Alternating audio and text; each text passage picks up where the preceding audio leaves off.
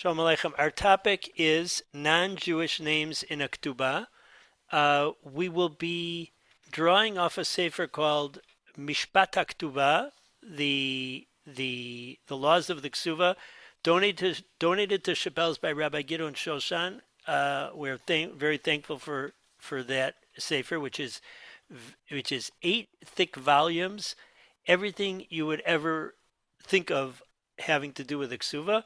And sure enough, there's a chapter on what to do about non-Jewish names. How do we get into it? I was curious. I saw some of the shilas and chuvas, and then I realized that I need more fundamental information. I realized that it's a topic that there's a lot of literature on, and I wanted a clear presentation. And so we're going to be learning from the clear presentation of the author of the sefer, and whose name I will tell you in a moment. Rab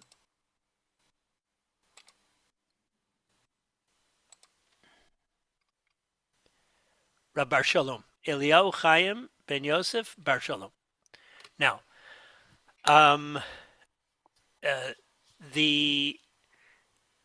there's not a lot of Gemara on this topic. There's a Gemara in Gittin Lamed Daled about somebody who has 2 names, and there's 2 different cases that are mentioned. One where the person has one name in one place, another name in another place.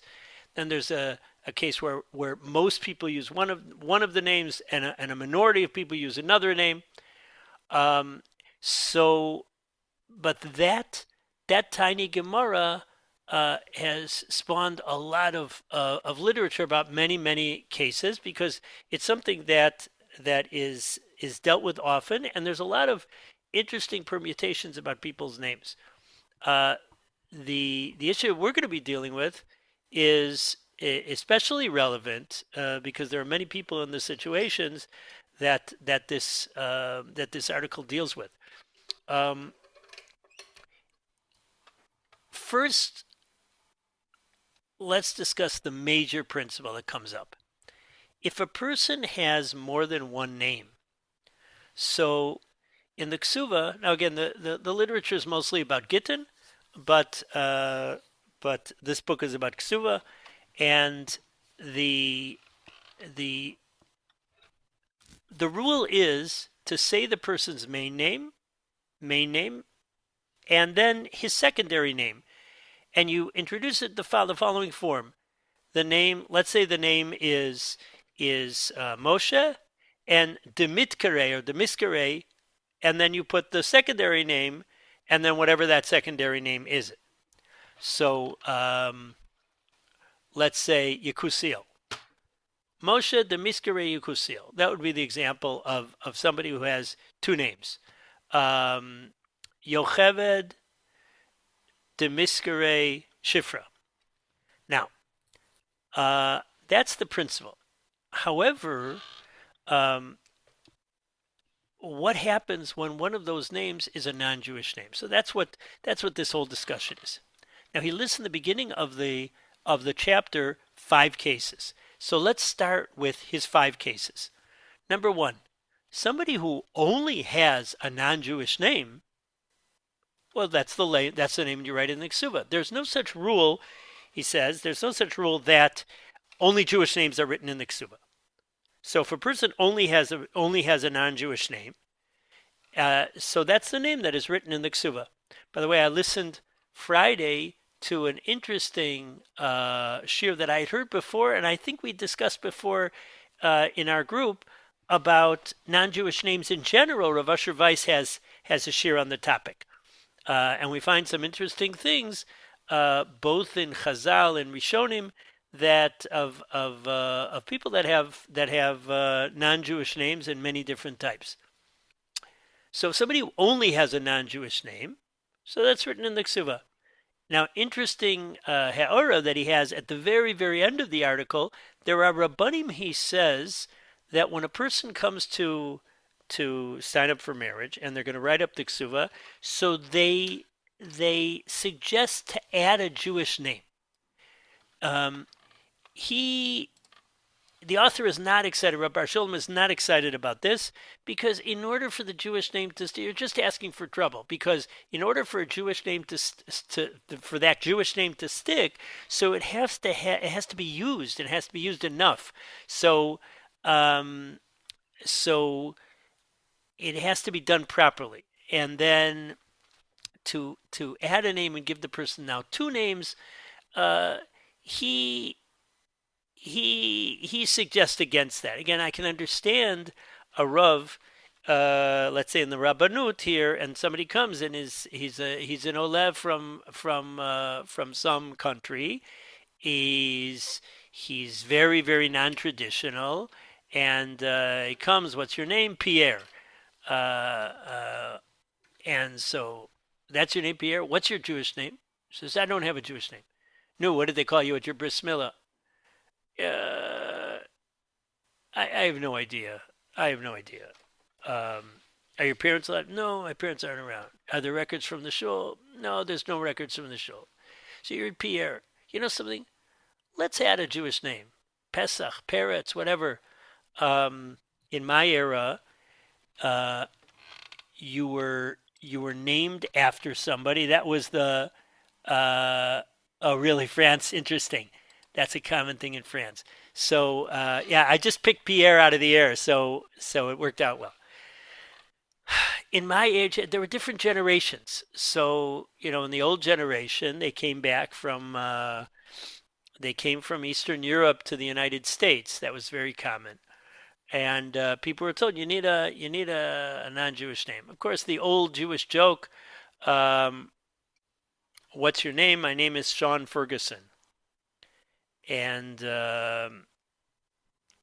Sean Ferguson, that sounds Irish. Are you sure? Are you sure you're Jewish? He says, yeah. How'd you get a name like Sean Ferguson? He says, well, when I was on the boat to the United States, so I told him my name, and which was Gimple, Gimple Fievel, and they said you can't go in the United States. You can't have a name like that. You gotta have a decent, nice American name. You're going to live in the United States. You gotta have an American name.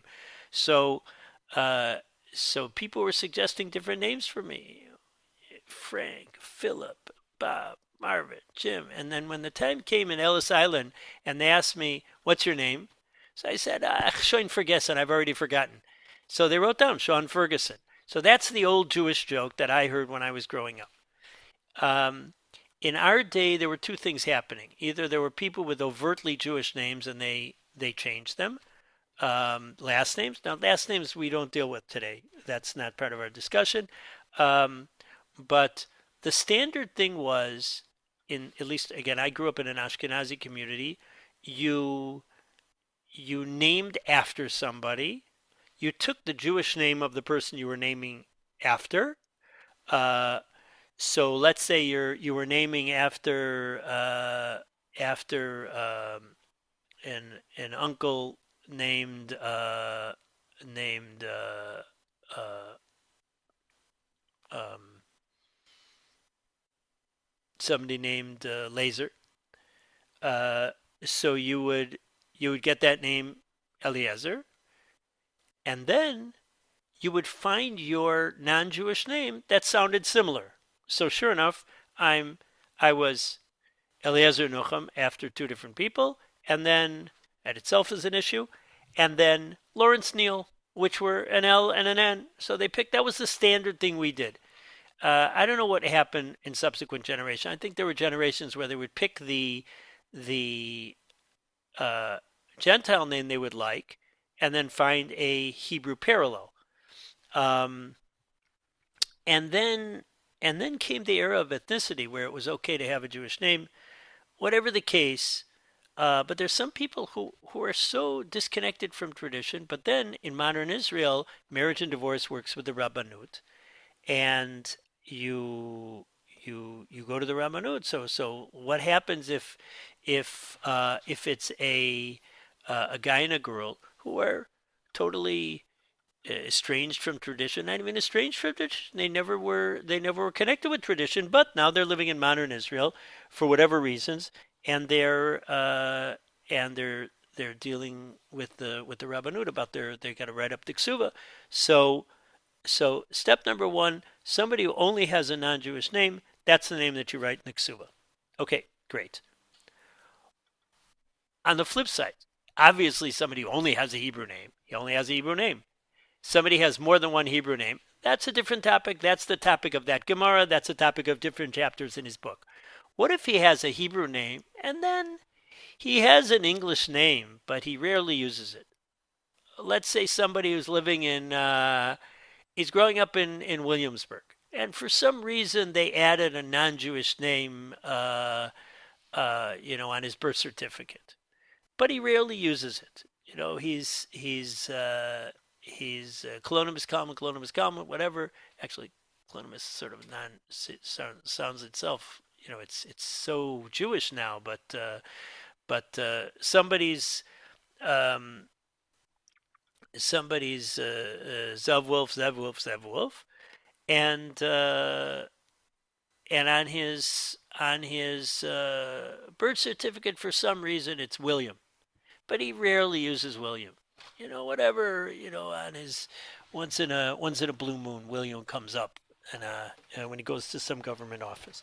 So we can ignore that name, that non-Jewish name.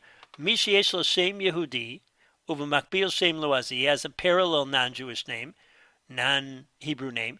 Im hu mishtamesh b'derech klal b'shmo Yehudi. If he normally uses his Jewish name, v'rak litim muatot b'shmo loazi, and only rarely with his non-Jewish name. Kotvim rak et shmo Yehudi. We only write his Jewish name. Ve'in tzarich lichtov et shmo loazi klal. You don't have to write the non-Jewish name at all, and he says bifradim mosifim gam et shema mishpacha, and in particular if you are adding the family name. So those are the two polar opposites. When somebody has just a non-Jewish name, when you write the non-Jewish name, or somebody has a Jewish name, not only just a Jewish name, but even if he has a non-Jewish name that he rarely uses, that can be ignored. Okay. Now, what happens with the following case? What happens if somebody usually uses his non-Jewish name? Now, this is very common even in Orthodox circles. You can have somebody who's Kenny, who's Scott, who's Jay, whatever it is, non-Jewish names, and they go by their non-Jewish names all the time. It might even be the Rabbi Vashul with a non-Jewish name, and he has a Jewish name, but most people call him by his non-Jewish name. So one issue is if he goes up to the Torah with his Jewish name, everybody agrees that you write the Jewish name, and then he says in parentheses, Yafeh me'od, Morasher, you saw that. In parentheses, you write the non-Jewish name. Or you write the mitkari that is called and his non-Jewish name. So that's case number one, if you're called up to the Torah in your Jewish name. But the other name is the majority name. So then that's what happens. What if somebody is called up to the Torah by his non-Jewish name? So then, according to the Shulchan Aruch, you only write the non-Jewish name.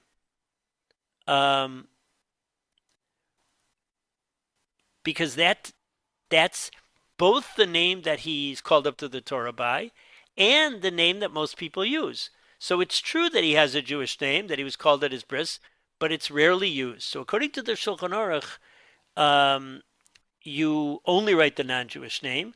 According to the Ramah, you write the Hebrew name, and then you write the mitkare, or in parentheses, and you write the non-Jewish name. Now that's going to be a major thing that is a machlokes between the Ramah and the Shulchan Aruch.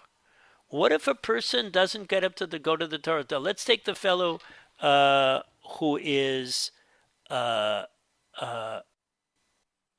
Pierre, but he also has a Jewish name, but usually he uses his non-Jewish name. But he doesn't go up to the Torah at all. And so, because he doesn't go to shul. So, in that situation, we make sure, just making sure my phone is off, we have a machlokas once again in the Shulchan Aruch and the Ramah. The Shulchan Aruch says you should write the non-Jewish name, and then in parentheses or the miskare his Jewish name, and the Ramah says the exact opposite, even though his majority use name is the non-Jewish name. But he also has a Hebrew name, and he doesn't even get called up to the Torah. So, according to the Ramah, you write the Jewish name, and then in parentheses or the miskare, you write the non-Jewish name. So again, we have 5 cases. You only have a non-Jewish name. Write it in the Ketuba. You don't need a Jewish name. Number 2, you have a Jewish name. That's the main name that you use. You also have a non-Jewish name, but you use it only once in a blue moon. You can ignore the non-Jewish name. Fine. What if most of the time you use the non-Jewish name, so you can't ignore it? So that's definitely going to be written in the Ketuba. The question is, how do you report it? So if you're called up to the Torah by your Jewish name, so you write your Jewish name, and then in parentheses or the miskare, that's the way he keeps giving the 2 options. You write the non-Jewish name. If you're called up to the Torah by your non-Jewish name, again, we're not used to that because it's not necessarily part of our experience. But let's say it's an outreach program, and somebody grew up without a Jewish name, and he didn't get to the issue of Jewish name, and they call him up to the Torah, and the brachas is translated Yamod Stanley Ben Marvin. So he's called up to the Torah by his non-Jewish name. So then there's a machlokas Shulchan Aruch and the Ramah. And that's an interesting machlokas. Later on he brings this out that again, the principle is your main name, your ikar name is first, and your secondary name, your tafel name, is the miskare or in parentheses. There's a machlokas Ramah and Shulchan Aruch. Is your Jewish name by definition your main name? In which case, according to the Ramah, Shem Loaz Hula Olam Shem Tafel Gabi Shem Ayadus. The non-Jewish name is always going to be secondary to the Jewish name. If you have a Jewish name, so that's like Sarah and Hagar. The non-Jewish name is always going to be secondary to the Jewish name. So therefore, even in that situation, you're called up to the Torah by your non-Jewish name. Still, you write the Hebrew name,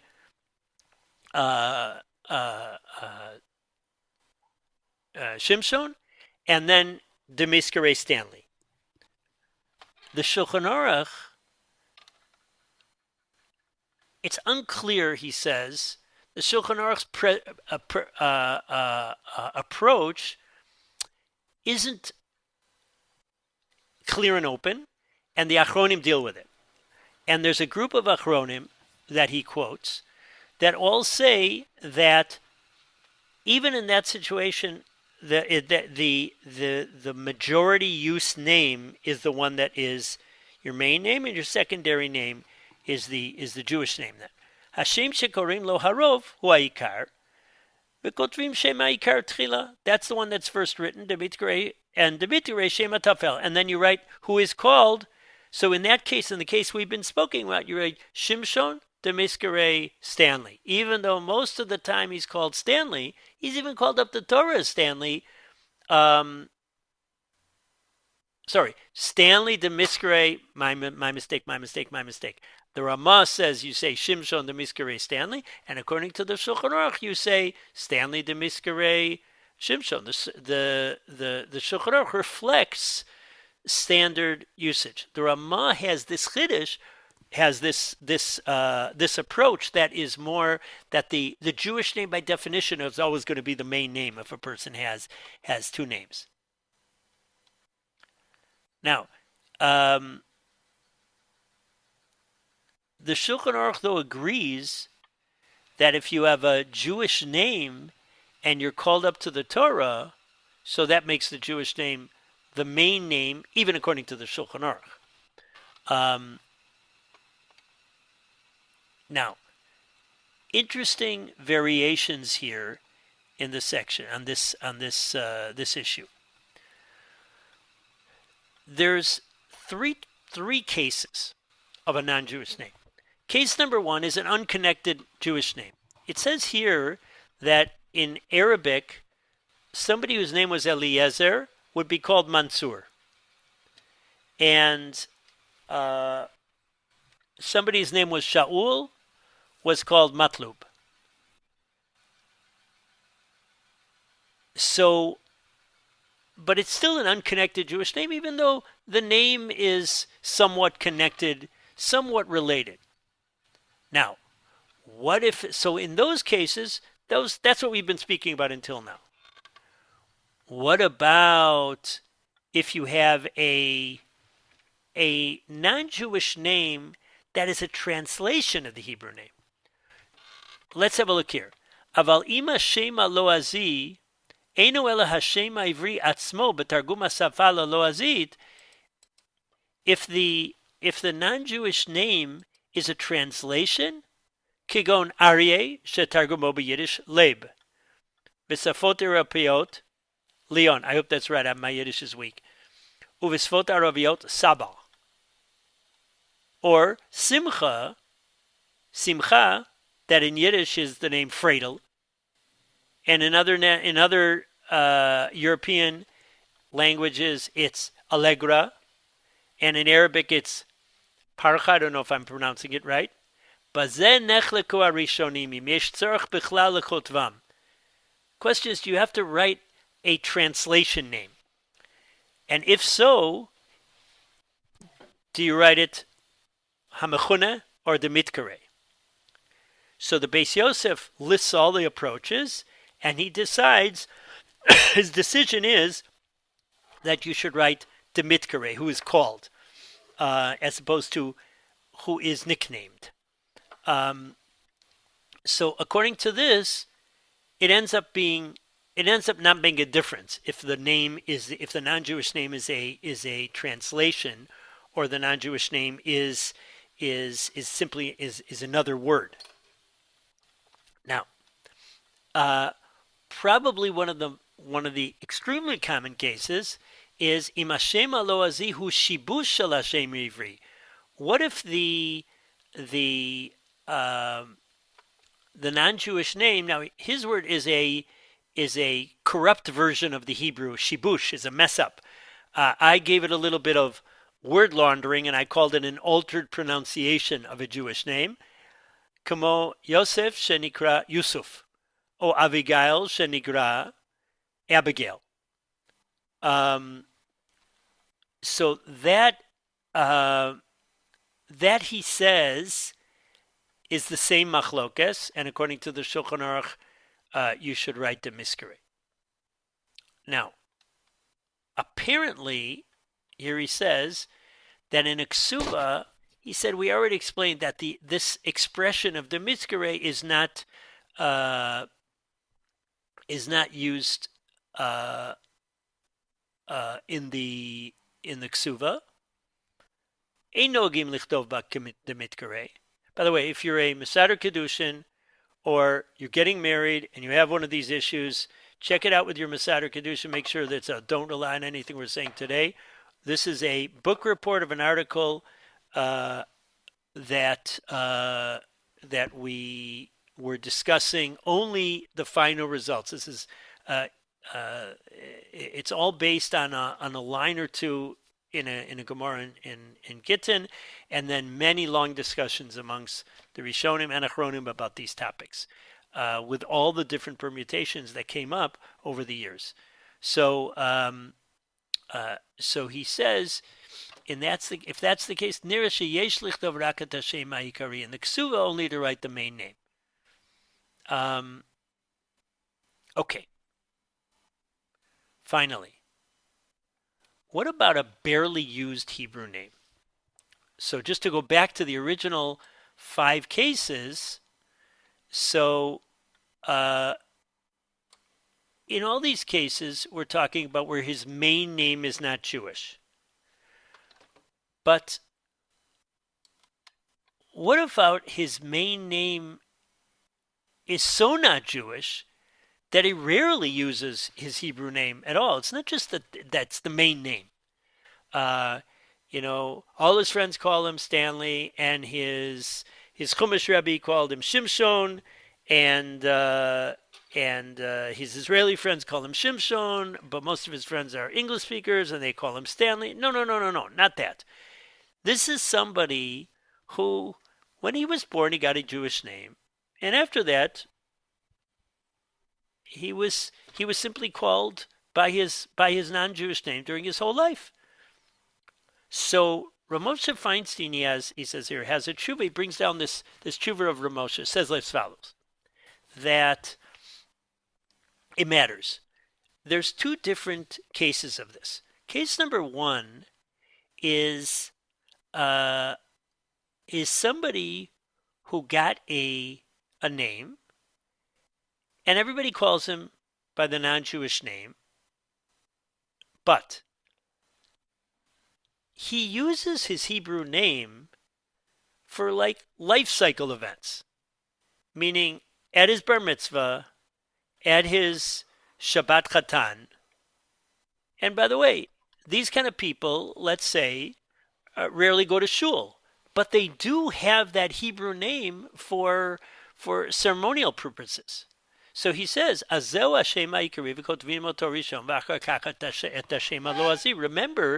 that according to the Ramah, the Hebrew name is always first, even if it's a minority use name.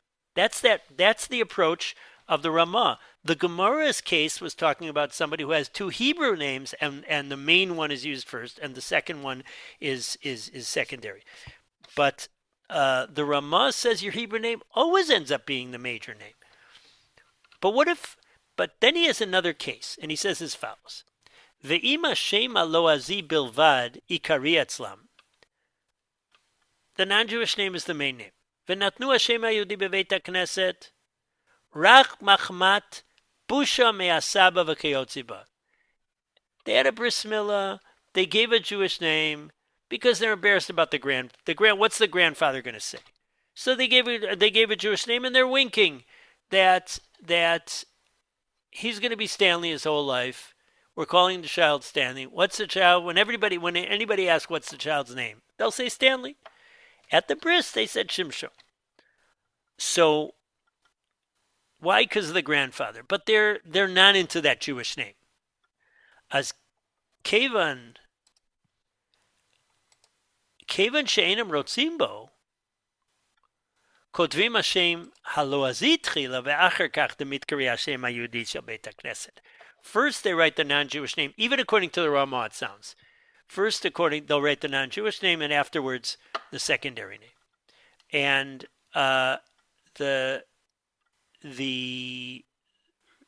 Igros Moshe writes that it's not even proper to say Demitkare, who is called, again in a get, who is called, because he's not called. So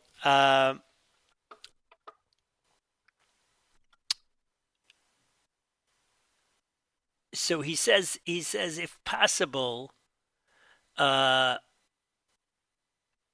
try to avoid that situation, and try to get him called by that name, whatever. It's not. He's not excited about the case. I would say Ayin Sham. Okay. Now, one thing that he mentions a number of times in this whole thing is is not to confuse somebody with two names and somebody, excuse me, with a double name. Like my name is Eliezer Nachum. At my bris, my name is Eliezer Nachum. So I had two names at my bris. Uh, somebody might be Zev Wolf, Colonimus Kalman, Chaim Moiser, etc. That's somebody with a double name.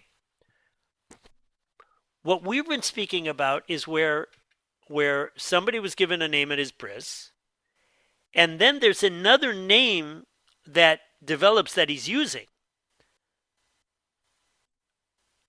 The Stanley, the Morris, the Marvin, etc.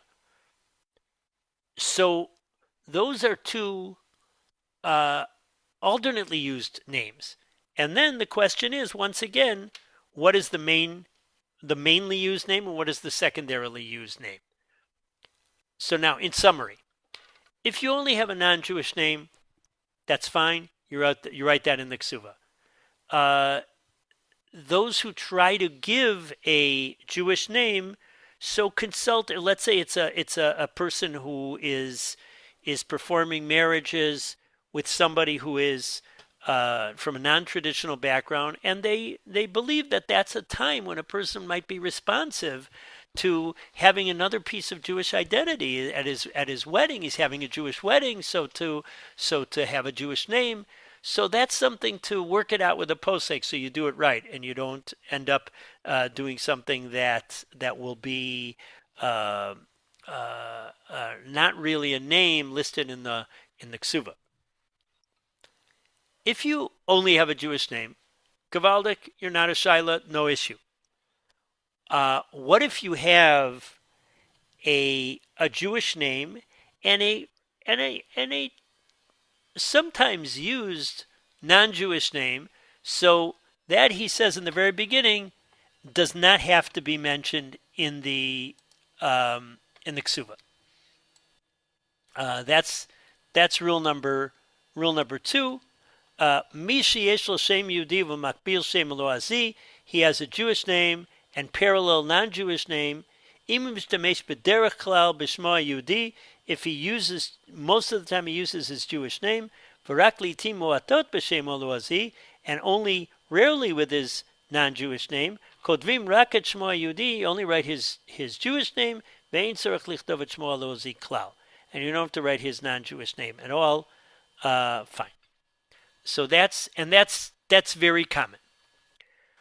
Now, when does the topic get exciting? When a person has a non-Jewish name and the non-Jewish name is used most of the time and the Jewish name is used rarely. Well, if that's the case, it matters. If the person is called up to the Torah with his Jewish name, so even according to the Shulchan Aruch, the Jewish name becomes the main name, and then you write the other name as secondary. If he gets called up to the Torah by his non-Jewish name, Yamod Stanley Ben Marvin, so then that's a machlokas between the Shulchan Aruch and the Ramah. The Ramah has this approach that your Jewish name, even though it's the minority name, it always is considered the Shem Ha'ikari, the main name, and your Jewish name is mentioned first. Don't worry, my screen is flickering. I don't know if yours flickers also. So your main name, according to the Ramah, by definition is your Jewish name. According to the Shulchan Aruch, your main name is your main name, the one most commonly used. Fine.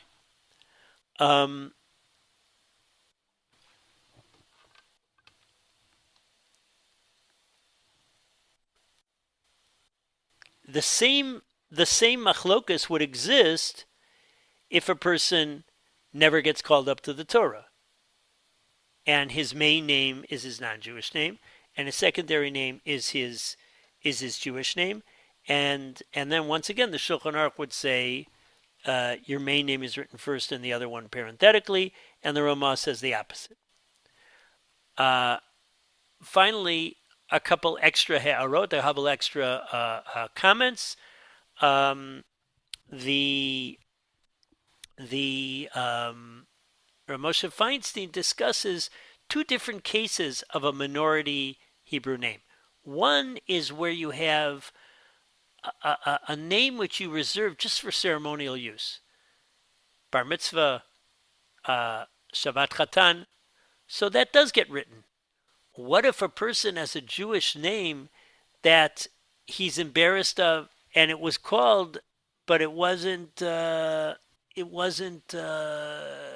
used, and he didn't really want it. His parents didn't really want it. So that's an example of that's have a look at that tshuva of Rav Moshe Feinstein. I don't want to try. We got to it through a secondary source. I just want to end by something that appears on the third page of this article.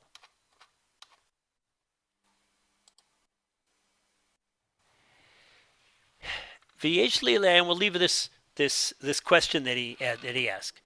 According to the Shulchan Aruch, who says that the non-Jewish name would come first, and then the Jewish name, which is secondary, would come second. Let's say he goes to a tzaddik for a bracha, and the rabbi drags him along. And he says, I'm going to so-and-so for a bracha. Come along. Okay, so Stanley comes along. And to get the bracha, so he says, what's your name? Stanley. No. What's your Hebrew name? So he says, my name is Shimshon. That's what they call me. I rarely use it, but I remember that's my name. So let's say he gets a name when he gets a bracha from a tzaddik. Aval eno olela Torah b'shem zeh. He doesn't get an aliyah to the Torah. V'lo chotem b'shem zeh. He doesn't sign anything with that name.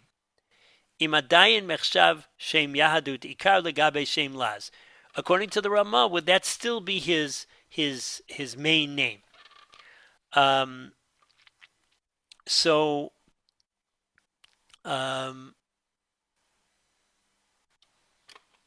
Would you consider a name that is only used when you get a bracha from a tzaddik as not being a lost name? Lo nishtageh Hashem. And he leaves that, I believe, as a tzorech iyun.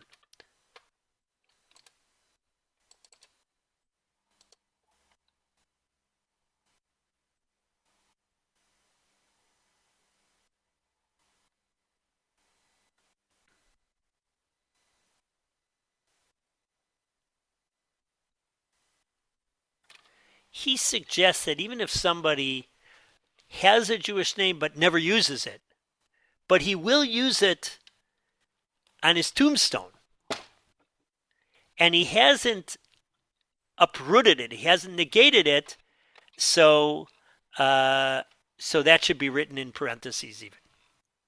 Anyways, that's what I wanted to share with you. It was a little off the beaten track for us because we read just the summary of in a halachic work as opposed to Responsa or studying the main sources, but it was an interesting topic that I got to from originally looking at a tshuva of Rav Kook, but then I realized that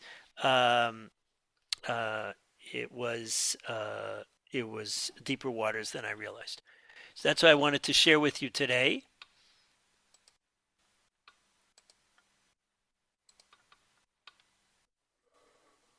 And I want to wish everybody a happy Tu B'Shvat. In retrospect, I said, hey, why didn't I do something about fruit?